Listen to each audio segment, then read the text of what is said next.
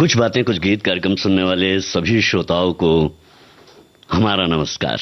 आप कह रहे होंगे कि हमारा नमस्कार? जी हाँ, हमारा नमस्कार। ये जो आवाज अब आप सुनने वाले हैं, ये आवाज है विविध भारती राष्ट्रीय सेवा की डीडीपी यानी कि deputy director program Shrimati Renu Chaturvedi ji की। नमस्कार श्याम जी, बहुत बहुत धन्यवाद कि आज इस मंच पर हम एक साथ श्रोताओं से मुलाकात करने के लिए बैठे हैं। और जैसे आपने स्वागत किया, इसके लिए बहुत बहुत धन्यवाद श्याम जी। श्रोताओं का बहुत बहुत धन्यवाद। सबसे पहले ये बता दें हम श्रोताओं को कि बताने की क्या जरूरत है, वैसे श्रोता जानते हैं कि हम क्यों हाजिर हैं और उनके इस महफिल में। क्यों हाजिर हैं? चलने दीजिए, बात आगे तब करेंगे, है ना। लेकिन फिलहाल ये तो बता दें कि फेसबुक पर हम लाइव हैं, सजीव हैं, हमें देख सकते हैं, आप यूट्यूब पर देख सकते हैं, सुन सकते हैं। और यूट्यूब पर कैसे जुड़ेंगे ये तो आप बताएंगे ना। जी हाँ, यूट्यूब पर जो कार्यक्रम है हम अपलोड करते हैं, लेकिन फेसबुक पर आप इस कार्यक्रम को देख सकते हैं www.facebook.com/bbs मुंबई के इस पते से जुड़कर। और अब जो है यहाँ पर सिलसिला शुरू हो जाएगा। हमारे जो फेसबुक से जुड़े हुए साथी हैं उन्हें पता है अच्छी तरह से कि आज जो है ये लाइव आ रहा है, फेसबुक लाइव। साथ ही साथ उनको ये भी पता चल गया है कि आज जो है जो मेजबान रही हैं कई कार्यक्रमों की, आज वो कुछ बातें कुछ गीत में मेहमान हैं। ऐसा अब आपने मेहमान बना ही दिया है तो लेकिन फिर भी हम ये हिम्मत कर लेते हैं कि हमारे श्रोताओं ने जो लिख कर भेजा है वो पढ़ते हैं और उससे बहुत सारी चीजें जो हैं वो राज जो हैं वो खुल सकते हैं। आज कुछ बातें कुछ गीत कार्यक्रम केवल कार्यक्रम ही नहीं है, वक्त के हाथों मजबूर होकर मिलने और बिछड़ने का एक महत्वपूर्ण पल है। आज के दिन के लिए बातें बहुत सी हैं, इतनी हैं कि सुबह से शाम हो जाए मगर बातों का अंत ना होगा। उत्कृष्ट लाजवाब कार्यशैली और विविध भारती के प्रति रेणु जी का समर्पण सेवा भाव सदैव हमारे लिए प्रेरणा स्रोत बना रहेगा। तो इनकी बात से समझ गए कि मिलने और बिछड़ने वाली बात है, मुलाकात तो एक बहाना है। ये सफर हमें थोड़ा और आगे बढ़ाना है। ऐसा अब नहीं बढ़ सकता जनाब, अब नहीं बढ़ कुछ भी कर सकता। ले। तो आपको सबसे पहले हम ऐसा करते हैं कि आकाशवाणी परिवार की ओर से आपको बहुत बहुत शुभकामनाएं देते हैं आपकी सेवानिवृत्ति के लिए, क्योंकि आज 28 तारीख है, 29 और 30 को ऑफिस श्रोता साथियों, दर्शकों साथियों जो यानी कि ये कार्य दिवस है, ये कार्य दिवस है। तो कार्य दिवस पर आज आपकी आखिरी मुलाकात लाइव हो रही है जी। और आप अपने श्रोताओं की प्रिय हमेशा रही हैं। ऐसा प्रिय क्या कह सकते हैं कि प्यारी रही हैं। प्यारी से मतलब प्यारी बुआ रही हैं। क्योंकि हमारे बहुत सारे श्रोता कह रहे हैं कि भाई होंगी रेणु चतुर्वेदी आपके लिए, मैडम आपके लिए होंगी, लेकिन हमारी तो प्यारी बुआ है। बहुत सारे हमारे श्रोता लिखते हैं विविध भारती की बुआ, कुछ कहते हैं जगत बुआ। और बहाने की बात आपने कही तो देखिए कैसे हमारे साथी जो है सारी बातें पता कर लेते हैं। ये मुलाकात एक बहाना है, विविध भारती से प्यार का सिलसिला पुराना है। देश की सुरीली धड़कनों में खो जाए, दिल को दिल के करीब लाना है। आप भी हर श्रोता मित्रों के दिल के करीब हैं और रहोगी। वैसे रेणु जी आप भी इसी महीने में सेवानिवृत्त हो रही हैं, ये वास्तविकता है। निश्चित उम्र के पड़ाव में ये हर विभाग में होता आया है। मुझे भी सेवानिवृत्त हुए 13 साल हो गए। आपका जो काल है अपने परिवार के साथ सदा स्वास्थ्यप्रद रहे, यही कामना करते हुए हमारे सेवानिवृत्त परिवार में आपका स्वागत है। सखी सहेली में आपकी कमी। खैर देखिए, ये बहुत अच्छी बात है कि ये जो पड़ाव है इसमें बहुत सारे जो दल हैं जो सेवानिवृत्त हो चुके हैं वो बहुत तेजी से स्वागत कर रहे हैं। तो देखिए एक अगला जो एक है ग्रुप समुदाय, वो इस तरह से शिद्दत से स्वागत कर रहा है कि हमें लग रहा है कि हम 1 साल पहले क्यों नहीं रिटायर हो गए। जी जी, आप उस टीम में शामिल हो रही हैं, इसलिए आपका स्वागत किया जा रहा है। और जो हम लोग हैं जिनके साथ आपने काम किया है, हमें मार्गदर्शन दिया है और हमारे तमाम कार्यक्रमों में जो उत्कृष्टता प्रदान की है, जो कहना चाहिए कि कार्यक्रमों की गुणवत्ता को बढ़ाने के लिए जो आपका मार्गदर्शन प्राप्त हुआ है, आपकी लेखनी से, आपके साथ कार्यक्रम करने से, वो तो विदाई देंगे ना। बिल्कुल देंगे, लेकिन शुरुआत शुरू से करते हैं, जैसा कि हम लोग भेंट वार्ता या हम लोग हमेशा शुरुआत शुरू से करते हैं ना। जी जी जी, कभी तो पीछे से नहीं करते। मैं ऐसा करता हूँ, आपसे क्वेश्चन जो कहते हैं ना, प्रश्न उत्तर जो है वो आपसे शुरू करता हूँ, क्योंकि हमारे श्रोता आपके बारे में जानना भी चाहते हैं। वैसे तो आपको जानते हैं प्यारी बुआ के रूप में, ये भी एक बहाना है। श्याम जी जानना चाहते हैं और श्रोताओं का बहाना ले रहे हैं। चलिए कोई बात नहीं। हाँ, मुझे भी कुछ पता करना है, शायद मुझे भी कुछ चीजें पता नहीं है। चलिए श्रोताओं, आपकी तरफ से मैं कुछ प्रश्न कर लेता हूँ रेणु जी से। रेणु जी, आपके कार्यक्रम जो है उसमें एक ऊर्जा नजर आती है, आपकी आवाज में एक एक अलहदापन है, जो कहते हैं ना कि एक अंदाज भी अलग है और उसका प्रभाव भी अलग है। इसी वजह से जितने श्रोता साथी हैं जिन्होंने आपको सुना है रेडियो पर, वो हमेशा आपसे मुतासिर हुए हैं और आपके साथ में जब भी कोई कार्यक्रम हमने भी किया है तो हम भी हमेशा प्रभावित हुए हैं। तो ये जो कार्यक्रमों से जुड़ने का, रेडियो से जुड़ने का, दूरदर्शन से जुड़ने का, लेखनी से जुड़ने का, पेंटिंग से जुड़ने का, बांसुरी से जुड़ने, मतलब कितनी सारी चीजों से जुड़ने का ये ख्याल कब, कैसे, कहाँ आया और कैसे आपने ये सफर आज तक का तय किया है? ये नहीं कह सकते कि बेख्याली के आलम में आ गया था ये ख्याल लेकिन शुरुआत कुछ ऐसे ही हुई, क्योंकि वैसे देखा जाए तो आकाशवाणी से मैंने कभी कोई भी रिश्ता नहीं रखा था, लेकिन 1991 में जब यूपीएससी से एक आया, वैकेंसी निकली, यानी कि नौकरी के लिए आया, तो मेरे पति भर रहे थे, उन्होंने मेरा भी भर दिया और सही मायने में मैंने अस्पताल में बैठ के इस पर सिर्फ हस्ताक्षर किए थे, क्योंकि मेरी बड़ी बेटी हो रही थी उस समय और मैं अस्पताल में थी, हो चुकी थी वो। और ऐसे फॉर्म भरा और उसके बाद हम यूपीएससी यानी कि लोक सेवा आयोग के सम्मुख प्रस्तुत हुए और चयनित कर लिए गए। तो 1991 5 अक्टूबर से ये सेवा शुरू हो गई और बस पहली पोस्टिंग लखनऊ में, लखनऊ से। और लखनऊ में जब हमने यहाँ पर सेवा शुरू की तो बहुत कुछ सीखा। और उस समय ऐसी होती थी बातें कि बहुत चुनौतियां तो रहती थी, आज भी अपने ढंग की चुनौतियां हैं, लेकिन हमारे जो केंद्र निदेशक थे उनसे जब हमने कहा कुछ मदद, उन्होंने कहा नहीं इस बार करिए, फिर हम आगे आपको कुछ सहयोग देंगे। तो यूं कहिए कि मुझे उन्होंने पानी में ऐसे फेंक दिया और हमने तैरना धीरे धीरे शुरू कर दिया और सीख लिया। तो बस ललक होनी चाहिए, जो आपने कहा ऊर्जा और ललक, वो बहुत ज़्यादा थी। बच्ची छोटी थी तो हम उसको सुलाकर रात में 2:30 बजे तक लिखते पढ़ते रहते थे, क्योंकि कार्यक्रमों की सूची बनाना, शीर्षक तैयार करना, इन सब के लिए पुराने बहुत सारे शेड्यूल लेकर बैठते थे और फिर उन सबको छांट के तैयारी की जाती थी। लेकिन श्याम जी एक बात बताएं आपको, जो उस समय तैयारी की थी वो अभी भी देखते हैं तो लगता है इतनी मेहनत करते थे और इतनी उम्दा तैयारी होती थी कि वाकई मजा आ जाता था। शायद उन्हीं तैयारियों की वजह से ये जो परिपक्वता कहते हैं और जो श्रोता और दर्शकों के साथ में संबंध बनाने की एक कला कहते हैं, उसमें निखार आया है कह सकते हैं, क्योंकि जब जमीन धरातल मजबूत हो ना, बहुत पुख्ता हो, तो जड़ें अंदर तक जाती हैं। इसमें एक बड़ी मजेदार बात बताते हैं कि किस तरह से हम काम करते हैं। हमारे पति, इस मामले में मैं सौभाग्यशाली हूं कि मेरे पति दूरदर्शन में काम कर रहे थे उस वक्त, पहले से 84 से, और जब मुझे इसमें काम करने का मौका मिला तो बहुत हद तक शीर्षक आदि विषय से सहयोग मिलता था और काम करने में भी। एक बार एक आयुर्वेद, हमारे साथी श्रोता समझते हैं कि हम बहुत प्रकृति से जुड़ना चाहते हैं, आयुर्वेद पर ज्यादा विश्वास करते हैं, तो उस समय किसी पत्रिका में हमने देखा एक विषय, महिलाओं का मेरे पास कार्यक्रम था, गृह लक्ष्मी मैं देखती थी लखनऊ में, सजीव ऐसे ही कार्यक्रम करती थी जैसे अभी सखी सहेली करती हूँ। तो एक पत्रिका देखा, उसमें एक देखा डॉक्टर का नाम और वैद्य संगीता सिंह। तो पत्रिका के कार्यालय पहुंच गए, इनका पता बताइए। पति के संग स्कूटर पर हम पति पत्नी पहुंचे, इनका पता बताइए। उनका पता ढूंढते ढूंढते उस वैद्य के घर पहुंच गए और उनसे हमने कहा कि आपका कार्यक्रम करना है। तो उनकी रिकॉर्डिंग के लिए बुलाया उनको। तो वो इतने आश्चर्य में थी कि मतलब किस तरह से ऐसे घूम घूम के आप लोग स्कूटर से, मतलब एक बार 11 किलोमीटर गए, फिर उनके घर जाने के लिए 13 किलोमीटर गए पर्सनली। जी पर्सनली। फिर, और ये कार्यालय के समय में नहीं होता था, ये कार्यालय अवधि के बाद होता था ये सब काम। तो ऐसे जाते थे हम लोग और इस तरह से अच्छा कार्यक्रम बनता है। और यूं कहिए कि हम 24 घंटे कार्यक्रम सोचते रहते हैं। कोई बात कर रहा होता तो हमें लगता है इसमें से कैसे ये विषय कुछ होगा क्या हमारे श्रोताओं के लायक, ये बताना चाहिए आमजन को, तो बस वहीं से विषय मिल जाता है।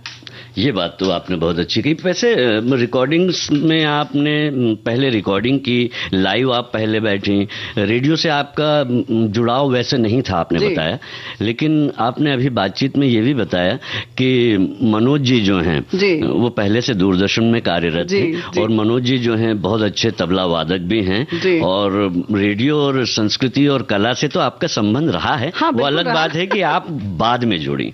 जी हाँ, बाद में जुड़ी। श्रोता के तौर पर तो मैं थी, लेकिन भाई चूंकि वाराणसी में मेरा जन्म हुआ और वहीं पली बढ़ी हूँ, तो बहुत बड़े बड़े संगीत कलाकारों को सामने से सुना है, देखा है। पंडित रविशंकर जी को देखा है, मतलब किसको नहीं देखा है कहना चाहिए।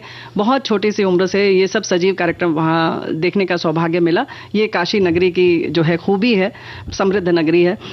इसके बाद जो आप बात कर रहे हैं कि कैसे शुरुआत हुई, तो ये जो डॉक्टर से मिलने की बात जो है, उससे पहले क्या हुआ कि बस हमारे जब कोई ऐसे ज्वाइन करता है तो जिसको नहीं मालूम होता है काम, तो उससे कहते हैं अभी 1-2 महीना आप घूम घूम के काम देखिए। चल रहा था सिलसिला, और हमारे संग एक सहयोगी जो थे, उनके पास जब एक रिकॉर्डिंग आई तो एक रिटायर्ड कर्नल थे, उनकी रिकॉर्डिंग थी, क्योंकि सीनियर सिटीजन का वो प्रोग्राम था। तो उन्होंने हमसे कहा कि आप ले लीजिए इंटरव्यू, क्योंकि ये मेल है और फीमेल वॉइस में इंटरव्यू अच्छा लगेगा। और हमने इंटरव्यू ले लिया। जब घर आए तो चूंकि दूरदर्शन में ये परंपरा नहीं है कि जो प्रोड्यूसर होता है या जो प्रोग्राम एग्जीक्यूटिव होता है वो फेस पर आए, एयर पर आए, अपना फेस दिखाए। तो मैंने घर में आके बताया अपने पति से बड़े उत्साह में कि आज हमने ऐसे ऐसे इंटरव्यू लिया है। तो बहुत नाराज हो गए। उन्होंने कहा तुमने किसी से पूछा नहीं, किसी से परमिशन नहीं ली। तो मैं बहुत नर्वस हो गई। फिर वही सिलसिला शुरू हुआ। उन्होंने कहा कोई बात नहीं, हम वो कर्नल साहब से कहेंगे, फिर उनका घर ढूंढेंगे और उनके घर जाकर रिक्वेस्ट करेंगे कि फिर से आइए और किसी और से इंटरव्यू करवाएंगे। लेकिन जब हमने अपने कार्यालय में अपने अधिकारी से कहा कि सर एक गलती हो गई, और ये वाली बात इसलिए भी कह रही हूँ कि जब कुछ हो जाए ऐसा तो आप अपने अधिकारी या किसी भी बड़े से जब पहले ही समझ लें कि गलती हो गई और बात कर लें तो सब समझ जाता है। तो हमने कहा सर आज बड़ी गलती हो गई कल, और मैंने ऐसे ऐसे जो है इंटरव्यू रिकॉर्ड कर लिया। तो उन्होंने बहुत बधाई दी, शुभकामनाएं दी और कहा अरे वाह ये तो मिठाई खिलाने वाली बात हो गई कि आपने शुरुआत कर दी। तो कुछ ऐसे ही शुरुआत हो गई और फिर लगातार बच्चों का प्रोग्राम, महिलाओं का प्रोग्राम मैं करती रही।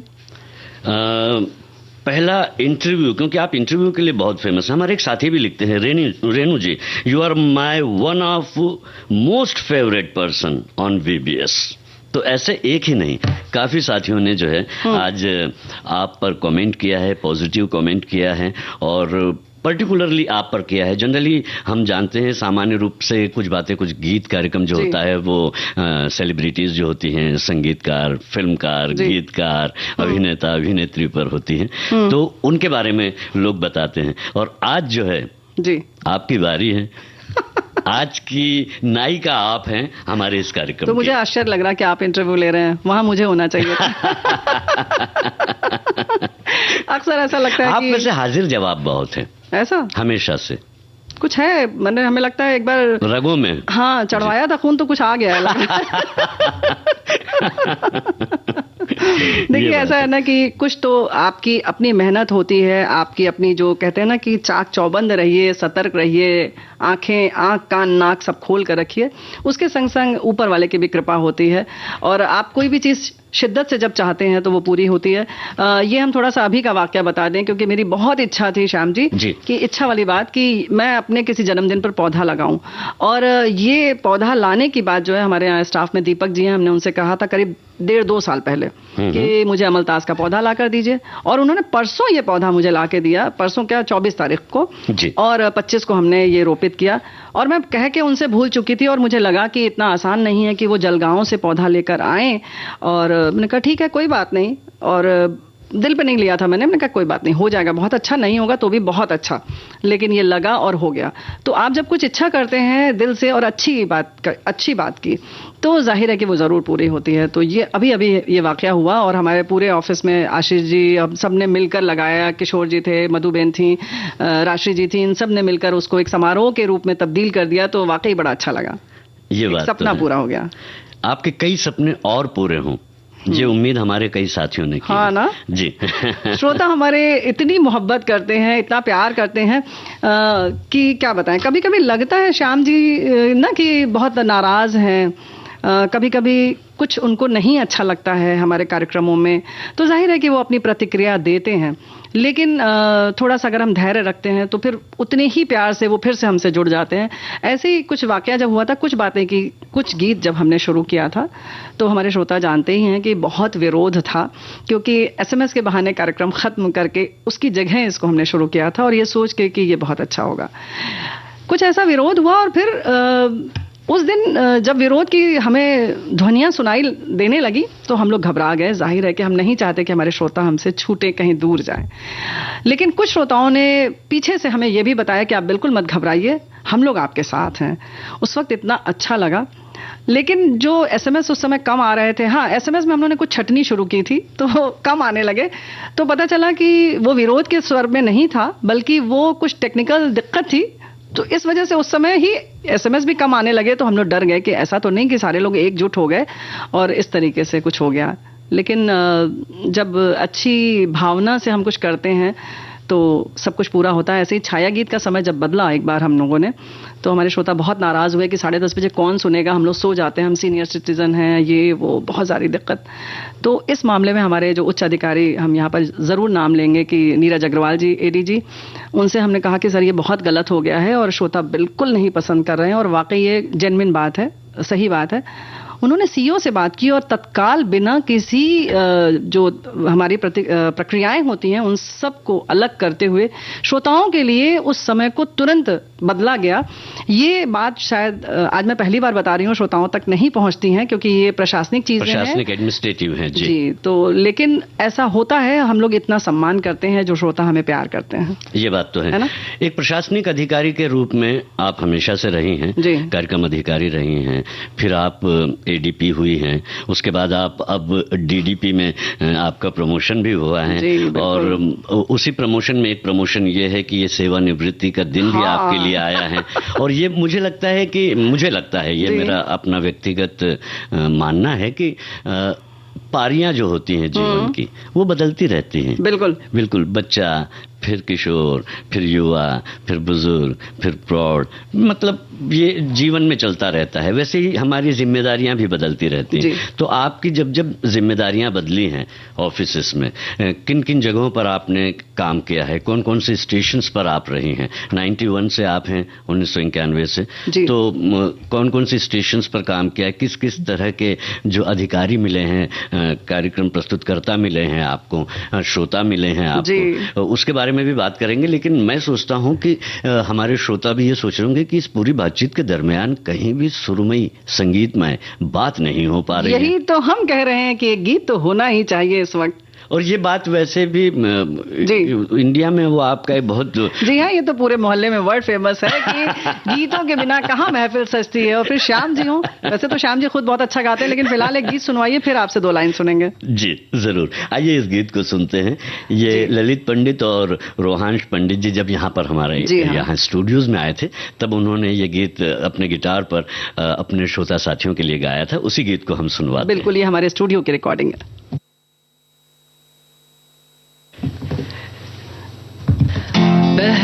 जहाँ तक मैं समझता हूँ, देखिए ये रिकॉर्डिंग्स की बात हम लोग थोड़ी सी कर सकते हैं इस समय, क्योंकि ऐसे ही देखिए अध्ययन सुमन जी आए, उन्होंने भी गिटार लेकर यहाँ बैठ के गाया, और बहुत सारे और भी हमारे श्रोता मतलब आए सिंगर्स, पहले भी आए भी थे। और अभी हमारे थोड़े दिन पहले एक हमारे श्रोता ने लिखा था कि जितनी रिकॉर्डिंग्स अभी इस दौरान हुई हैं, ये अभी नहीं पता चल रही हैं कि ये कितनी मूल्यवान हैं, ये 10-20 साल बाद पता चलेंगी। क्योंकि ये जो कलाकार, जो नवोदित कलाकार हैं, अभी उभरते हुए कलाकार हैं, वो एक समय में जब बहुत अपने चरम पर पहुंचेंगे, तब लगेगा कि अच्छा हमारे पास ये खजाना है और हमने उस समय ये रिकॉर्ड किया था जब ये बिल्कुल छोटे से थे। तो कुछ ऐसे भी हमारे पास रिकॉर्डिंग्स हैं। लेकिन यहीं पर बड़ी मीठी सी आवाज़ में हमने मधुश्री जी का जो कार्यक्रम किया, श्याम जी आपके साथ, वो भी श्रोताओं ने बहुत पसंद किया। भाई 2 घंटे का ये कार्यक्रम इतना आसान नहीं था, है ना? और इस पर अगर हम लोग बात करें कि प्यारेलाल जी कैसे आए, ये वाकई किसी सपने के पूरा होने से जैसा ही था। क्योंकि आसान नहीं है, प्यारेलाल जी की जो उम्र है वो कहीं नहीं निकलते। और हम लोगों ने जैसे ही कहा वो आने के लिए तैयार हो गए। तो उसके पीछे की छोटी सी कहानी ये थी कि लक्ष्मीकांत जी के परिवार से उनके जन्मदिन को लेकर थोड़ी सी, यहाँ तक कि जो हम विकिपीडिया को बहुत सही मानते हैं, जहाँ से सारे रिकॉर्ड्स लेते हैं, उस पर भी गलत थी। 4 नवंबर है शायद, और उनकी है सही जन्मतिथि 3 नवंबर। तो उनके घर से पत्र आया कि 3 नवंबर वो है और आप ठीक कर लीजिए। हमने पत्रावली में ये कहा भी था कि ये फख्र की बात है कि लोग चाहते हैं कि विविध भारती की जो प्रामाणिकता है वो ऐसी है कि वो सही बताए, और जो वो बताता है हमारे श्रोता, हमारे लोग उसको मानते हैं कि यही सही है। तो उन्होंने बाकायदा डॉक्यूमेंट्स भेजे थे, पासपोर्ट की फोटो प्रति वगैरह, और बताया कि दीपावली के दिन जन्म हुआ था ये। तो फिर हमने उनसे बात की, उनकी बेटी से बहुत प्यार से उन्होंने बातें की। मौके मौके पर उन्होंने अपनी रिकॉर्डिंग्स भी भेजी, शुभकामना संदेश भी भेजे, चलता रहा। तब से मैं उनसे लगी हुई थी कि आप आइए ना, एक बार रिकॉर्डिंग करवाइए प्लीज़ प्लीज़ प्लीज़। तो उनके पास कभी समय नहीं होता था, अक्सर ऐसा ही हुआ। फिर उनकी एक बार लक्ष्मीकांत जी की श्रीमती जी से भी बात हुई, तो प्यार से बहुत बात कर रहे थे वो लोग, लेकिन आने को तैयार नहीं थे। करीब 2-2.5 साल की जद्दोजहद के बाद, आग्रह के बाद वो लोग आई, और शायद विविध भारती के पास ही ये अकेली रिकॉर्डिंग है उनकी, और कहीं रिकॉर्डिंग नहीं है। लक्ष्मीकांत जी की पत्नी और उनकी बेटी यानी जया लक्ष्मीकांत जी की और राजेश्वरी जी की। तो ये बड़ी उपलब्धि थी। उसके बाद क्या हुआ कि वो लोग आई, हम लोगों ने, जैसा कि हम सभी अपने जो भी आगंतुक आते हैं, कलाकार आते हैं, उनका हम बहुत प्यार से दिल से स्वागत करते हैं, क्योंकि सिर्फ हम नहीं हैं, उसके पीछे तमाम श्रोता जुड़े हुए हैं। तो उतनी ही प्यार से श्रोता, हम आपके प्रतिनिधि के तौर पर भी हम उतना ही स्वागत उनका करते हैं। तो इतनी वो खुश हो गई कि उन्होंने प्यारेलाल जी के बेटे से कहा कि वो लोग बहुत अच्छे हैं, आप जरूर जाइए। तो अब देखिए बात कहाँ से कहाँ जाती है और अच्छी बात कैसे फैलती है खुशबू की तरह, और उससे सभी लोग सुवासित होते हैं। तो बस इस तरह से जैसे ही हम लोगों ने उनसे भी संपर्क साधने की कोशिश की और वो लोग तुरंत तैयार हो गए और पति पत्नी दोनों लोग आए, और इस कहना चाहिए कि एक किंवदंती बन चुके हैं प्यारेलाल जी ना। देखिए कितने ज्यादा गीत उन्होंने रचे, दोनों लोगों ने मिलकर, कितने प्यारे प्यारे गीत। आपको कौन कौन सा गीत याद आ रहा है? मुझे बहुत सारे गीत उनके याद आ रहे हैं, लेकिन मुझे याद आ रहा है हमारे उन कलाकारों को लेकर, उन बातों को लेकर जो वाक़ये हुए हैं विविध भारती के कॉरिडोर से लेकर। जब भी वो अंदर आते हैं तो वो यहाँ पर जो फोटोग्राफ्स हैं, जो पुराने ज़माने के जाने माने अभिनेता, अभिनेत्री, गीतकार, लेखक, हर तरह के जितने भी निर्देशक हैं, सबके जब फोटोग्राफ्स यहाँ लगे रहते हैं उस कॉरिडोर से, जब हम ऐसा बाहर निकलते हैं और अंदर जब स्टूडियोज़ की ओर हम जाते हैं, तब हम देखते हैं कि पूरा एक माहौल सा, उनके अंदर भी वो पुरानी यादें आ जाती हैं और वो अपनी तमाम उन बातों को जो कभी किसी से कहीं कही नहीं गई, वो बातें भी रेडियो से बड़ी ही आत्मीयता के साथ कहते हैं। और इसमें मानना होगा हमारे जुबैर जी को भी। जुबैर जी जो हैं वो हमेशा हर नए पुराने कलाकारों के संपर्क में रहते हैं और कोशिश करते हैं कि ज़्यादा से ज़्यादा नए प्रोग्राम हों, नए तरीके से हों, जिसमें आपका उन्हें सहयोग और मार्गदर्शन मिलता रहता है। और वो वही वजह है कि हर तरह के कार्यक्रम जो है यहाँ पर होते हैं। अभी केसी बोकाडिया जी का अभी चल रहा है। जुबैर जी की जब बात आई तो सिर्फ इसलिए बताना चाहती हूँ कि किस तरह से लोग पसंद करते हैं। तो ऐसा नहीं हम कि बुला लिया और चले आए, फिर हम पूछते हैं आप कहाँ पहुंचे। जैसे हम कहते हैं कोई अतिथि आने वाला हो तो थोड़ा सा उसके संपर्क में रहिए, कोई रास्ते में दिक्कत तो नहीं हो रही है, तो बताते हैं कि अच्छा हम बस आधा मीटर दूर हैं, मतलब 2 मीटर दूर हैं, आधा किलोमीटर दूर हैं, तो वहां से अच्छा पहुंचे कि नहीं। गेट पर हम बताते हैं कि भाई उनको आने दीजिएगा, फिर हम तुरंत ये दौड़ के नीचे जाते हैं, हमको बताते हैं मैडम वो आ गए हैं। तो हम लोग जिस तरीके के कभी कभी हमने सजीव भी किया है स्वागत, तो उसका भी आनंद हमारे श्रोताओं ने, दर्शकों ने देखा है। तो इस तरीके से बहुत हम लोग, जैसे वो कहते हैं ना, पर्सनल टच देना कि हाँ, और वाकई खुशी होती है क्योंकि हम श्रोताओं के लिए कुछ अनमोल रत्न लेकर आ रहे हैं। प्यारेलाल जी के बारे में जब आपने बताया कॉरिडोर की बात, तो बड़े मजे से हम लोगों ने ऐसे ही दिखाने की कोशिश की। हम लोग तो बच्चे ही हैं उनके आगे, तो उनको दिखाया गया कि देखिए ये लता जी की फोटो है। तो इतने, मतलब क्या कहना चाहिए, मजाहिया है वो, मतलब खूब मजा लेते हैं जिंदगी का। इस उम्र में तो अच्छा लगा। तो उसके बाद उन्होंने बाद में कहा अच्छा देखिए ये आशा जी की भी है, ये वाली देखिए फोटो आशा जी की है। अच्छा ये आशा जी की है। तो हम लोग ऐसे फिर समझ में आया कि अच्छा ये मजाक कर रहे हैं। मतलब उनको ऐसे दिखाया गया कि उनको लगा कि अच्छा मुझे अब लता जी की तुम फोटो दिखाओगे, मैं नहीं पहचानता हूँ क्या। और ऐसे ही बाहर निकलते वक्त दरवाजे में हमारे यहाँ थोड़ा सा ऊंचा नीचा तो रहता ही है। जी। तो उनके साथ में जो व्यक्ति आए थे उनके सहयोग के तौर पर, तो उन्होंने कहा देखिए थोड़ा सा संभल कर, ये पे नीचा है। तो मुझसे उन्होंने मुस्कुरा कर, देखो जरा सा, हमसे कह रहा है ये संभल के चलिए। तो हमने कहा भाई बच्चे हैं, नहीं समझते हैं। बोले इनको मैंने चलना सिखाया, ये मुझसे आज कह रहा है संभल के चलिए। क्या बात। लेकिन एक खास बात ये भी है कि जब आपने लता जी का, आशा जी का फोटोग्राफ दिखाया, तो आज जब हम अपने स्टूडियोज के इस कॉरिडोर से गुजरते हैं तो वहां पर प्यारेलाल जी भी अब हमें नजर आते हैं मुस्कुराते हुए। जी हाँ, सुधा मूर्ति जी भी लगी हैं। और इसके लिए हमारे कार्यालय के जो तकनीकी प्रमुख हैं, डायरेक्टर इंजीनियरिंग राजेश बेलदार जी और पूरी उनकी टीम ने मिलकर ये पूरा कॉरिडोर सजाया। हमने सोचा था कि भाई हम कार्यक्रम वाले हैं, थोड़ा सा कला ज़्यादा समझते हैं, लेकिन मेरे बगैर कैसे कर लिया। लेकिन जब आके हमने देखा तो वो इतना सुंदर इन लोगों ने सजाया था कि वाकई मज़ा आ गया। और अभी जो हमने रिकॉर्डिंग की सुधा मूर्ति जी की और प्यारेलाल जी की, उनकी भी जो फोटो लगाई है, तो पुरानी जो फोटो हैं लग रहा है बस उन्हीं के साथ ही है, कहीं ऐसा नहीं लग रहा कि ये अलग से लगाई गई है या नई है। तो कुछ इस तरीके की सुंदर चीजें बनकर सामने आ जाती हैं। जी हाँ। और वो आप हमेशा ये कोशिश भी करती हैं कि बातें भी सुंदर हों, कार्यक्रम भी सुंदर हों। इसी बारे में हमारे एक साथी लिखते हैं, वो आए हमारे प्रोग्राम में, कितनी खुशी की बात है। क्या बताइए आप क्या कहेंगे इस बारे में? हम खुश हुए।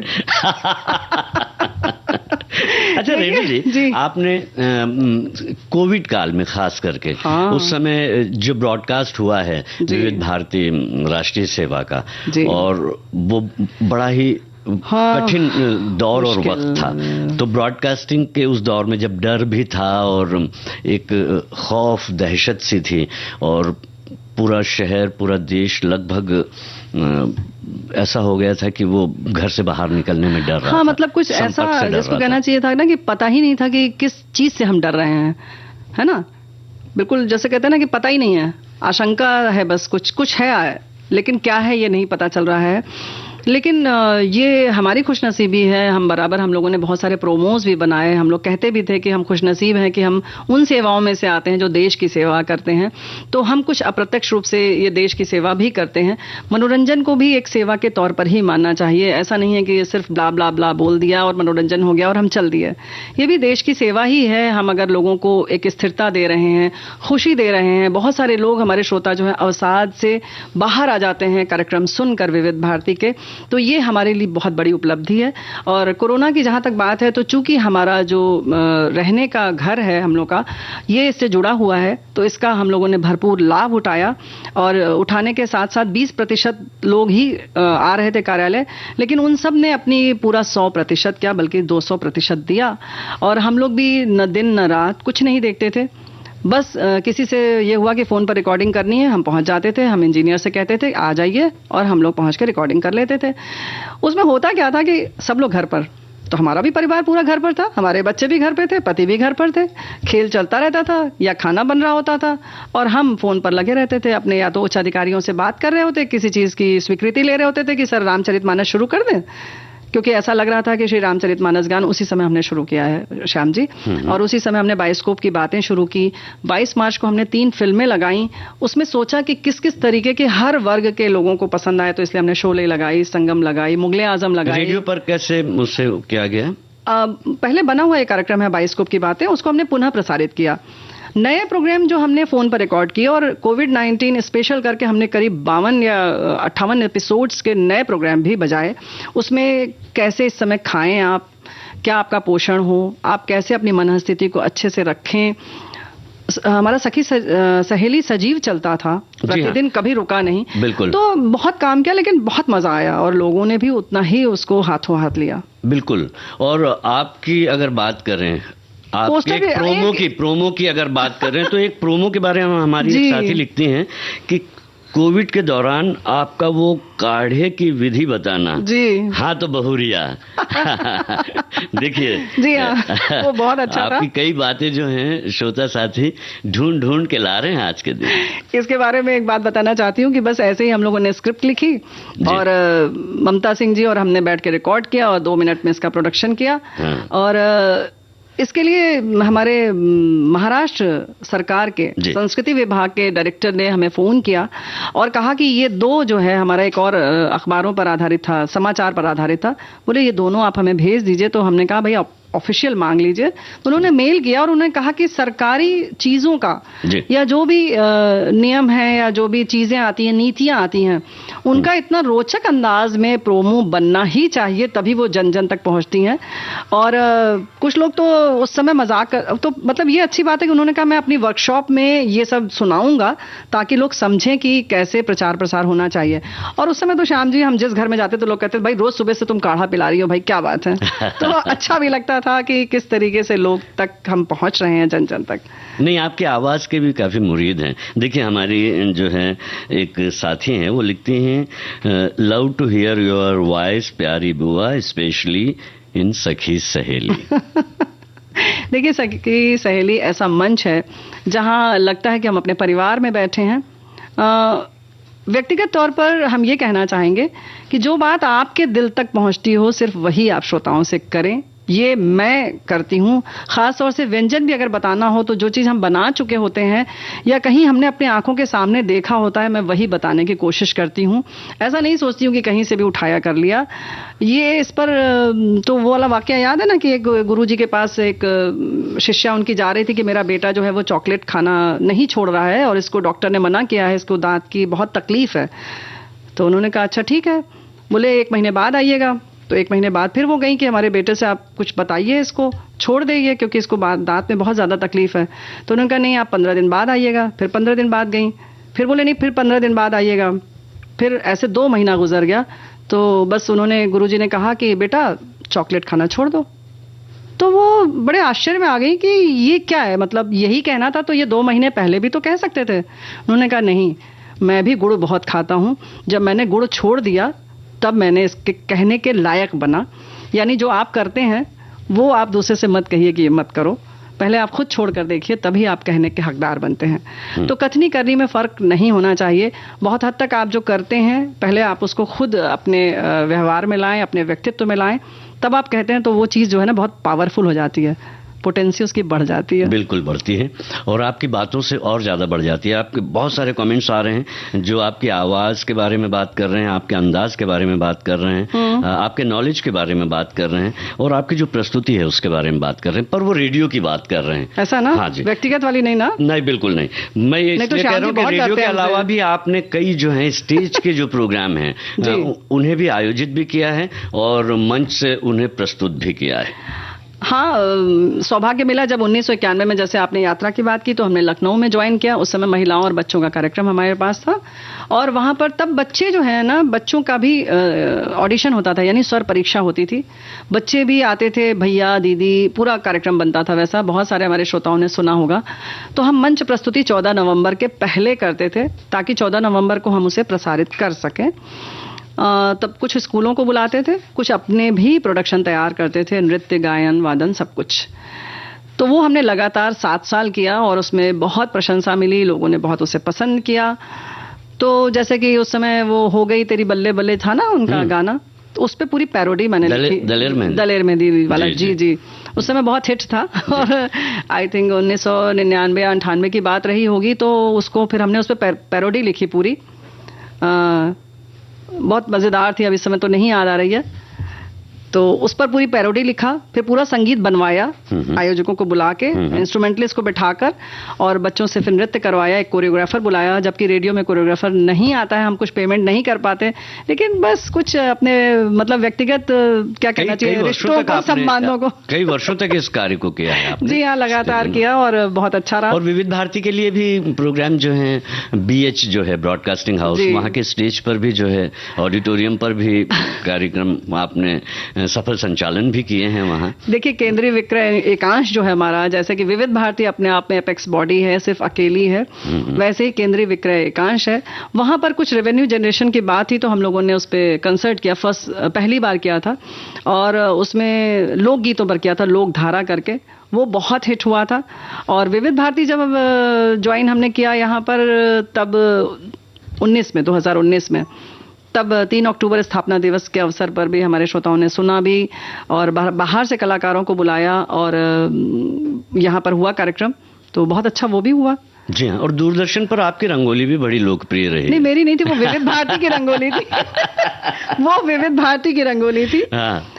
उसकी कहानी ऐसी है कि कोरोना के समय में कोई भी सेलिब्रिटी, आप सबको पता है, श्रोताओं को मालूम है कि दूरदर्शन में जो सुबह आती है 8 बजे रंगोली, वो कोई सेलिब्रिटी प्रस्तुत करती थी, लेकिन कोरोना के समय कोई भी नहीं आ रहा था और वो कार्यक्रम बंद हो गया था। कार्यक्रम बंद हो गया था। फिर दिल्ली से ये आदेश आया कि रेडियो का पैनल होगा, ये लगेगा कि रेडियो का कार्यक्रम प्रस्तुत हो रहा है, उसका विजुअल बनाया जाएगा और उसको फिर दूरदर्शन पर रंगोली। तो उस समय नाम आया था बाकायदा, अमरकांत जी और रेणु चतुर्वेदी करेंगे। तो सच बात बताएं, हमने कहा अपने अधिकारी से कि सर हम लोग इस उम्र में दिखाने लायक नहीं है चेहरा। तो बोले नहीं, दिल्ली से आदेश है। फिर मैंने सीईओ के OSD से बात भी की पर्सनली। मैंने कहा आप लोग क्या कर रहे हैं, मतलब बहुत गालियां पड़ेंगी। तो उन्होंने कहा नहीं, मैं ये एक्सपेरिमेंट करूंगा। मैंने कहा किसी और से करवा लीजिए, मैं करवा देती हूँ, मैं पूरा तैयारी करवा दूंगी उसकी। कहा नहीं, आप ही लोगों को करना है।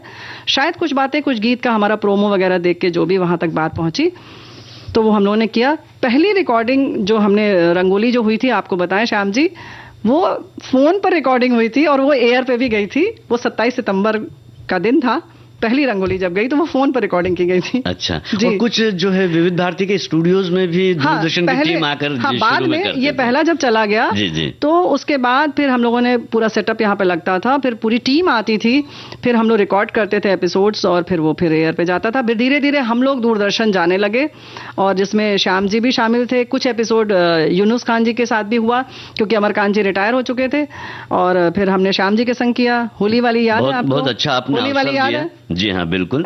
और बहुत अच्छा वो अनुभव मेरा भी रहा आपके साथ कार्यक्रम करने का। और रेडियो में तो आपकी मेरी रंगोली में जोड़ी जमती है, बड़ी क्या बात है। लेकिन उस समय इसलिए जमती थी, अब हम बता देते हैं श्रोताओं, थोड़ा सा राज की बात है कि ये बड़ा स्मार्टली बन के आते थे और इन्होंने बहुत सारे कपड़े भी खरीदे थे। और सच बात यह है कि कार्यक्रम करने के लिए इसी तरीके की तैयारी होनी चाहिए, चाहे वो लिखने से हो, चाहे वो कपड़े पहनने से हो या जिस भी तरीके से हो। श्याम जी की ये खूबी है कि पूरी तैयारी से करते हैं। और इसी तरीके से हम लोगों ने रंगोली जब दूरदर्शन पर रिकॉर्ड किया था तो वहां के लोगों ने उतनी तैयारी नहीं की थी। हम लोग रंग लेकर गए थे और सब वहां पर अबीर हम लोगों ने सामने रखा और एक दूसरे के गाल पर लगाया, तब प्रस्तुत किया। तो वो लोग भी बाद में याद करते थे कि हाँ कुछ इस तरीके से होना चाहिए, प्रभाव जिससे उत्पन्न हो सके। पूरा स्क्रीन से भी प्रभाव आता है। जी हाँ बिल्कुल आता है और इन सब चीजों का ख्याल रखते हैं। तो हम लोग तन मन से काम करते हैं।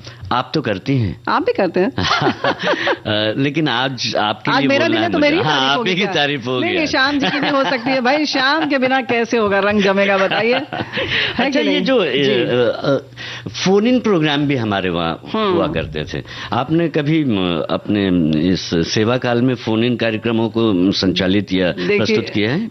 1991 से चल रहे हैं तो लगभग सब विधाओं पर काम किया है। और फोन इन जो किया था हम लोगों ने लखनऊ में, यूपी एड्स कंट्रोल सोसाइटी जो है वो उस तरीके के प्रोग्राम चाहती थी, लेकिन हम लोगों ने फोन इन किया और वो इसलिए सफल रहा क्योंकि एड्स ऐसी जो बात है इस पर लोग सामने नहीं बात करना चाहते और चाहते भी हैं कि कोई विशेषज्ञ उस पर सलाह भी दे। तो हम लोग स्टूडियो में बैठ के डॉक्टर को बैठते थे लेकर, एंकरिंग करती थी मैं, और डॉक्टर एक्सपर्ट वहीं पर उनको बताते थे और ऐसी ऐसी बातें सामने आई कि मतलब डॉक्टर ऐसे आश्चर्य में थे कि जिनको समाज में अगर कहा जाए तो अश्लील कह सकते हैं, जिसको लोग नहीं सुनना पसंद करते। तो डॉक्टर साहब ऐसे थे कि आप लोग ऐसी बातें, हमने कहा इसकी जरूरत है सर। आप सोचिए वो किस समस्या में है व्यक्ति, वो कितनी परेशान है, वो कितना परेशान है।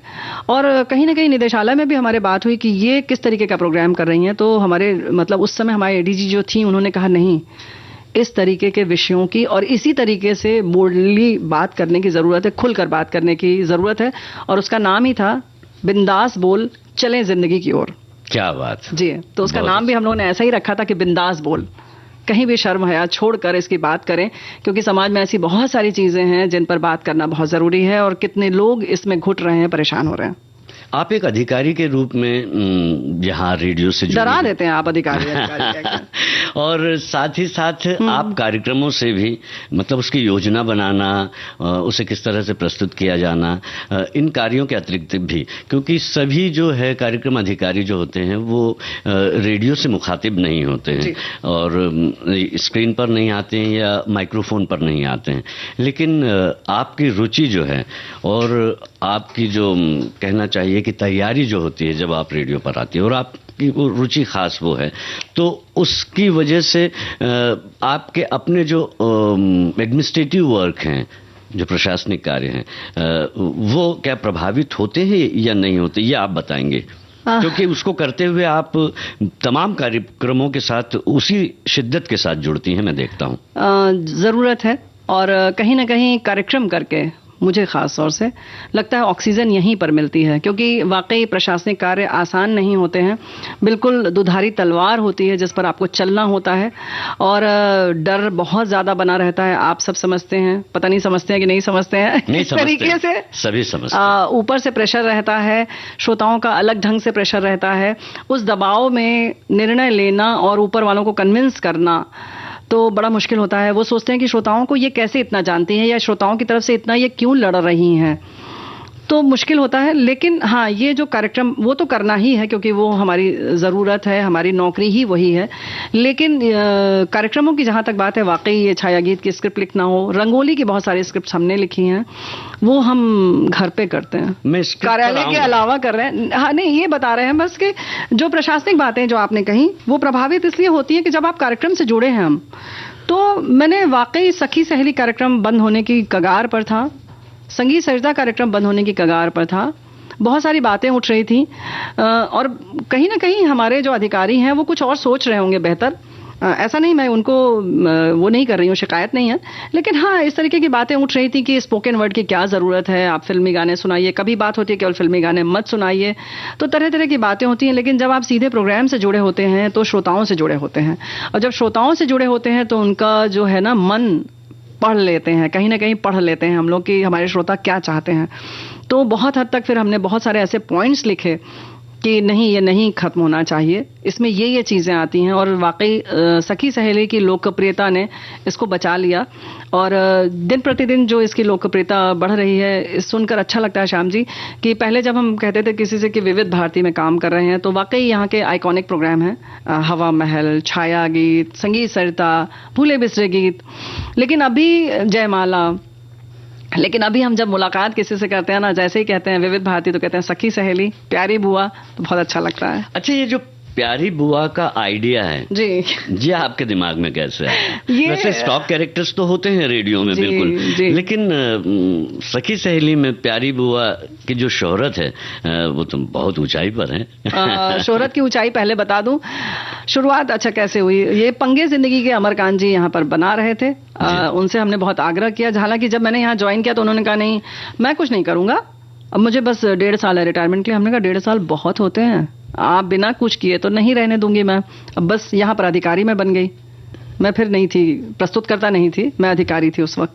तो फिर जब मैंने ऐसे कहा तो फिर उनको जोड़ा, तो उन्होंने पंगे जिंदगी के जो बनाया उसमें वो अच्छे चाचा बनते थे और मुझे प्यारी बुआ। तो धीरे धीरे फिर हफ्ते में एक दिन हमने इसमें प्यारी बुआ बनकर बैठना शुरू किया। तो अशला जी की मैं यहाँ बात करूंगी। अशला जी का एक दिन फोन आया, अशला नागर जी जिन्होंने हाँ निकाह फिल्म लिखी थी, बागवान लिखी थी। उन्होंने कहा ये क्या मतलब है रेनू, तुम्हें रेनू चतुर्वेदी सब लोग जानता है, तो तुम बाकी दिन क्या बन के आती हो, रेनू चतुर्वेदी एक दिन प्यारी बुआ। हमने कहा दीदी ऐसा लगेगा कि मैं अपनी लोकप्रियता प्यारी बुआ के तौर पर जबरदस्ती बढ़ाना चाहती हूँ। बोले नहीं, रोज आओ तुम। तो ऐसे एक सीनियर प्रसारण कर्मी हैं, वो रही हैं, तो उनकी बात सुन के फिर मैंने फिर सोमवार से शुक्रवार तक प्यारी बुआ के रूप में बैठना शुरू किया। तो बात करने में जो एक खुलापन आता है, पारिवारिक बातें आती हैं, वो वाकई स्टॉक कैरेक्टर में आती हैं। और पहले जैसा कि बहुत सारे हमारे यहाँ स्टॉक कैरेक्टर प्रसिद्ध हुए हैं, लोकप्रिय हुए हैं, तो बस इसको भी ऐसे ही लोकप्रियता मिल गई। इस बारे में कहना चाहूँगी कि थोड़े दिन पहले हैदराबाद जाना हुआ व्यक्तिगत कारणों से, तो वहाँ पर एक मेजर मिले और उन्होंने कहा कि आप ऐसे ऐसे प्रोग्राम करती हैं सिस्टर, तो आप इनका करिए, मेजर डीपी सिंह का प्रोग्राम। हमने कहा बिल्कुल करेंगे, आप नंबर दे दीजिए। तो मुझे नंबर दिया और मेजर डीपी सिंह साहब को भी नंबर उन्होंने दिया। तो बोले कि उन्होंने जब बताया मुझे बाद में कि वो तो बोले कि जैसे ही नंबर दिया, बोले कि रेनू चतुर्वेदी को मैंने आपका नंबर दिया है। तो बोले प्यारी बुआ। तो उन्होंने कहा जानते हो तुम? तो बोले हाँ मैं सुनता हूँ, सखी सहेली सुनता हूँ, आई एडमायर हर। तो मतलब बड़ा अच्छा लगा कि देखिए कहाँ तक पहुँचा। और फिर हमारे श्रोताओं ने डीपी सिंह जी का पूरा कार्यक्रम सुना, कितनी प्रेरणाप्रद उनकी बातें थीं और किस तरीके की वो जिंदगी जी रहे हैं कि हम सब के लिए एक मिसाल है। ये बात तो है।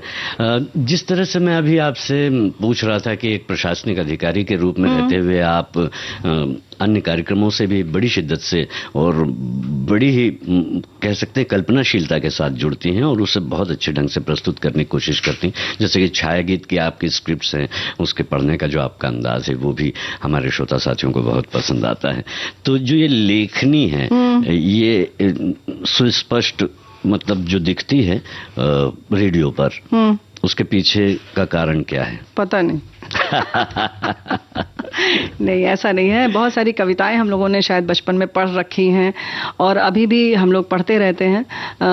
सखी सहेली के लिए जब बात होती है तो यूं लगता है कि हम वैसे घर में बैठे बात कर रहे हैं, लेकिन वाकई जो इसका आलेख है उस पर हम लोग बहुत काम करते हैं। तो आप तक जब श्रोताओं बात पहुंचती है ना, तो कई जगह से वो छन कर आती है।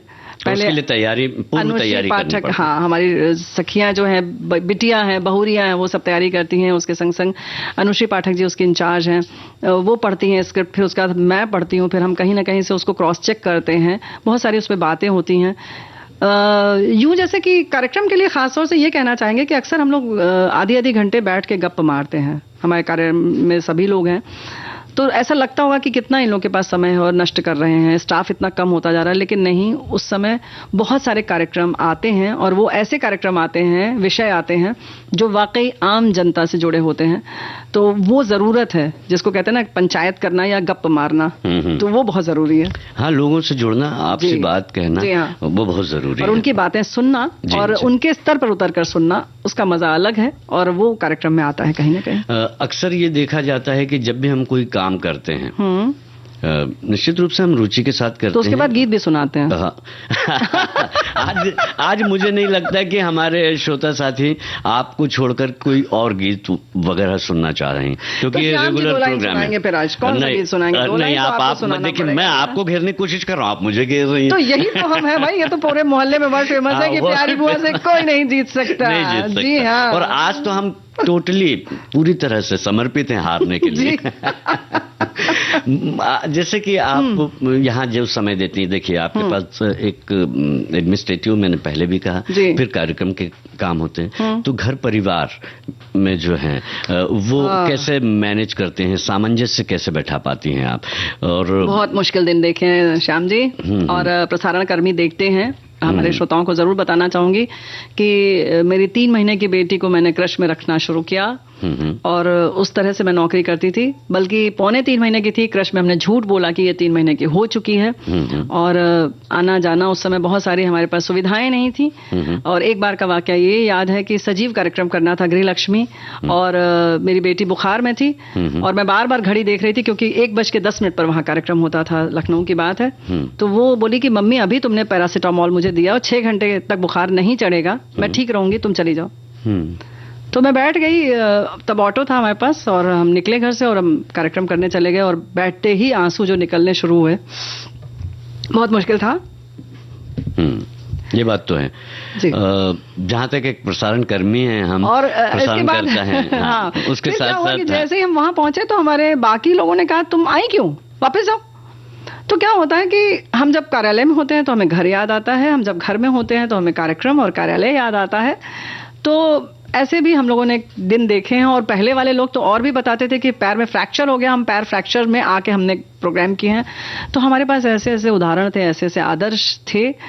तो कार्यक्रम करें तो इसी शिद्दत से करें, तब आपको भी मजा आएगा और हमारे श्रोताओं को भी मजा आएगा। क्योंकि ये जब आपको सुनते हैं या जो प्रसारण कर रहे होते हैं उन्हें सुनते हैं, तो उसके पीछे का दर्द जो है, उनके पीछे की जो तकलीफ है, उसके पीछे की जो तैयारी है, वो नजर नहीं आती। हाँ। नजर आता है सिर्फ जो कुछ कहा जा रहा है। हाँ, हो सकता है वो अच्छा हो, बुरा हो, श्रोताओं को पसंद आए, ना पसंद आए। हाँ, लेकिन श्रोताओं से गुजारिश हम जरूर करेंगे कि जिस तरीके से बेबाक ढंग से आप लोग अपनी नाराजगी जाहिर करते हैं, थोड़ा सा उसके पीछे हम लोगों की मेहनत, हम लोगों की और भी चीजें देख लीजिए, जुड़ाव देख लीजिए। 100 बार अगर हमने सही किया है और 99 बार सही किया है, गलती की है, तो आप अपने आप माफ कर दीजिए। हम तक बात आती है तो वाकई बहुत दुख होता है ना? क्यों श्याम जी, आप इससे मुतासिर होंगे जरूर, है ना? इत्तेफाक रखते हैं इस बात से ना? मैं इत्तेफाक आपकी बात से रखना है मुझे आज।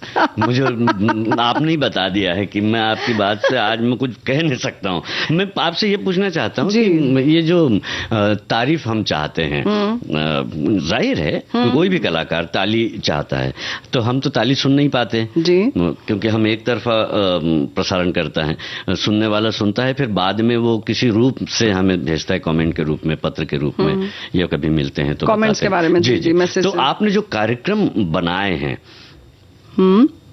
उन्हें किस स्तर तक जो एक मानक होता है, जो अवार्ड के रूप में दिए जाते हैं, इस तरह की कोई चीज आपके बनाए हुए कार्यक्रम से संबंधित कोई है? नहीं, अवार्ड तो अभी तक नहीं मिला, क्योंकि वाकई श्याम जी हमने कभी इस तरीके का प्रयास नहीं किया। नहीं, कोई बात नहीं, उसमें इसलिए नहीं मिला क्योंकि उसमें बहुत ज्यादा फॉर्मेलिटीज होती हैं। तो फिर लगा कि उससे अच्छा तो हम 5 प्रोग्राम इधर बना लेंगे। हाँ, उसके लिए श्रोताओं से ही मैं जुड़ी रही। लेकिन और जैसे कि ये हमने बच्चों के कार्यक्रम की बात कही, तो बच्चों के कार्यक्रम में बहुत बड़े बड़े साहित्यकार, बाल साहित्यकार शंकर सुल्तानपुरी जी ने विशेष पत्र लिखकर मुझे भेजा, तो लगा कि बस यही सम्मान मिल गया। और ऐसी बहुत सारी चीजें हैं, जैसे हमने बताया ना, डीपी सिंह साहब ने जैसे पहचान लिया, ऐसे बहुत सारे लोग, हरीश भिवानी जी से जैसे मैंने बात की तो उन्होंने कहा हाँ मैं आपका कार्यक्रम सुनता हूँ रात को 9:30 बजे। आज भी बात हुई तो उन्होंने कहा 9:30 बजे मैं तो आपका कार्यक्रम सुनता हूँ। तो हमने कहा हाँ सर, मैंने उसके लिए स्क्रिप्ट लिखती हूँ। हाँ, हरीश जी की बात बताऊं अगर जी बताइए। बिल्कुल। कैसे तैयारी करते हैं हम लोग। तो हरीश भिवानी जी से मेरी कहीं मुलाकात हुई फंक्शन में, और हमने कहा कि आइए, तो उन्होंने कहा हाँ आपको तो मैं बहुत सुनता हूँ, आपके इंटरव्यू सुनता हूँ। हमने कहा ठीक है सर आइए। कहा ठीक है आऊँगा। तैयार हो गए आने के लिए, तो उन्होंने कहा कि ऐसी कुछ तिथि तय हुई थी 4 तारीख को। हमने कहा ठीक है। तो फिर उन्होंने पूछा आप प्रश्न भेजिए, तो हम लोग प्रश्न नहीं तैयार करते हैं, मैं नहीं करती हूँ एटलीस्ट। तो हमने कहा सर कर लेंगे ऐसे ही। तो उन्होंने बहुत गंभीर होकर कहा, क्योंकि वो अभी भी बहुत तैयारी करते हैं, उन्होंने कहा लगता है कि आप इस इंटरव्यू के लिए सीरियस नहीं हैं। अब तो मैं सच में मेरे धरती खिसक गई। तो लेकिन मैंने कह दिया, हमने कहा सर आप मुझे नर्वस कर रहे हैं। तो उन्होंने कहा कि नहीं नहीं, आप तो बहुत अनुभवी वो है प्रसारण कर्मी हैं, और आपके तो बहुत सारे इंटरव्यूज हैं, आपके तो काफ़ी एक्सपीरियंस्ड है। हमने कहा नहीं सर, जिस तरीके से आप कह रहे हैं तो मुझे तो डर लग रहा है। तो उन्होंने कहा नहीं, मेरी पुस्तक है, अजीब दास्तां है ये, वो पढ़ लीजिए। तो मैंने ढूंढा उसको ऑनलाइन, तो देखा कि वो 4 तारीख रिकॉर्डिंग है, तो वो 6 दिन बाद आने वाली थी। तो फिर मैंने उनको हिम्मत करके फ़ोन किया, हमने कहा सर ये तो अवेलेबल नहीं है, मुझे 8 तारीख को मिलेगी। तो उन्होंने कहा मेरे पास है। तो मैंने कहा अच्छा, तो अब मैं कैसे कहूँ कि मैं कैसे मंगवाऊँ। तो मैंने कहा सर मैं कैसे मंगवा सकती हूँ, मेरी बेटी जाती है उधर कहीं, आप कहाँ रहते हैं मैंने फिर पूछा। तो उन्होंने कहा कि हाँ मैं रहता तो वहाँ हूँ, मैं बेटी जाती है मैं मंगवा लूँ। नहीं नहीं, वो कुछ आजकल वी फास्ट चला है, मैं उससे बेटी से भेज सकता हूँ। मैंने नहीं, मैं अपनी बेटी से मंगवाती हूँ। तो उन्होंने भेजा मेरे पास, और वो पुस्तक मैंने सैटरडे संडे में पढ़ा बैठ के। फिर मैंने तैयारी की, और जब मैंने प्रश्न उनको भेजा तो बहुत खुश हुए, उनसे बहुत प्रशंसा मिली। तो अच्छा लगा कि एक इतने बड़े प्रसारण कर्मी जिन्होंने नेशनल अवार्ड उनको मिला है वॉइस ओवर के लिए, तो उन्होंने कहा कि नहीं ये तो प्रश्न लग ही नहीं रहा है और लग रहा है जैसे हम बातचीत कर रहे हैं। फिर मैंने भूमिका तैयार की, बहुत अच्छी उनकी। तो उन्होंने आकर यही कहा कि इतना अभिजात्य स्वागत मेरा कभी नहीं हुआ था रेणु जी। क्या बात। और उसी के बाद पर वो इतने खुश हुए कि उन्होंने फिर पुस्तक, फिर जब आए तो मैंने कहा सर ये पुस्तक आपकी, कितना पैसा। तो उन्होंने कहा मैंने 350 में खरीदी है, आप 500 दे दें मुझे, तो मुझे भी तो कुछ बीच में मिलना चाहिए। तो फिर मैं सकते में आ गई, मैंने कहा क्या करेंगे। हमने कहा सर इस पर आप अपने हस्ताक्षर अगर दे दें तो ये बहुमूल्य हो जाएगी। क्या बात। तो उन्होंने फिर उस पर लिख कर दिया कि एक मजी हुई प्रसारण कर्मी रेणु चतुर्वेदी को भेंट। तो उस समय मैं सच में नर्वस थी, लेकिन उनके कहने से क्या हुआ श्याम जी कि वो जो उस समय की उनके कार्यक्रम की जो मैंने भूमिका तैयार की वो वाकई बहुत अच्छी थी। फिर मैंने बहुत पढ़ाई की। तो जब भी काम करें तो पूरी शिद्दत से करें, और मेहनत रंग लाती है, ये बात तो है। और जहाँ तक अवार्ड्स की बात हो रही थी, तो हमारे लिए अवार्ड तो ये होता है कि जो हमने प्रस्तुत किया है उससे अगर हमारा कोई एक श्रोता भी पसंद करता है, हाँ। तो वो भी हमारे लिए एक सम्मान है, हमारे काम को सम्मान है। और कोशिश तो हम यही करते हैं कि हमारे ज्यादा से ज्यादा जो श्रोता साथी हैं उन्हें हमारी बात, हमारा सिलेक्शन और हमारी एक्टिंग, जहाँ तक एक्टिंग की बात है तो अभी बूढ़ी काकी से आपने लोगों का दिल जीता है। प्रेमचंद जी निर्देशन किसका था? अच्छा देखिए, ये मुझे एक बात समझ में, जुबेर जी यही, श्याम जी कौन है? जुबेर जी मुझे एक बात बताइए आप, मैं आज बताइए, मैं जब मैम से पूछ रहा हूँ आप मुझे बता रही हैं कुछ, मैंने पूछा तो आपसे पूछा, बस आप नाम बता दीजिए जिसका निर्देशन हो। मुझे क्या करना? तो आप ही का था उसमें। नहीं ऑफिशियल देखिए आपका हम सब टीम में काम करते हैं, और ये जो जगह है ये वाकई हमारे लिए पूजा के तरह है, क्योंकि हमें बहुत सारे लोग सुनते हैं और हमारा अनुसरण करते हैं, तो हमें वही देना चाहिए जो अनुकरणीय हो।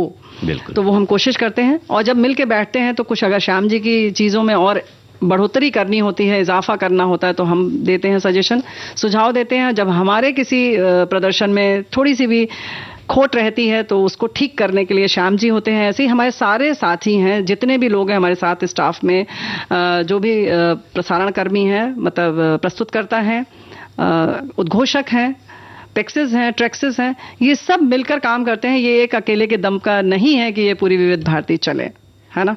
हाँ, ये बात तो आपने बहुत अच्छी कही है, लेकिन जो अकेला जो कर सकता है वो तो अकेला ही करता है। जब आप एक्टिंग कर रही होती तो आप ही करती हैं, तो उसमें किस तरह से ऐसा डूब जाती है आप, पहले हमें ये बताइए, उसका कारण क्या है, क्यों आप ऐसा करती हैं, इतना प्रभावित क्यों करती हैं आप? नहीं, ऐसा कुछ भी नहीं है, ये करते करते होता जाता है। अब फिर हमने कहा ना कि जब आप कोई भी चीज सीखना चाहते हैं तो कुछ भी असंभव नहीं है। आप करिए, दिल से करिए, खुश होके करिए।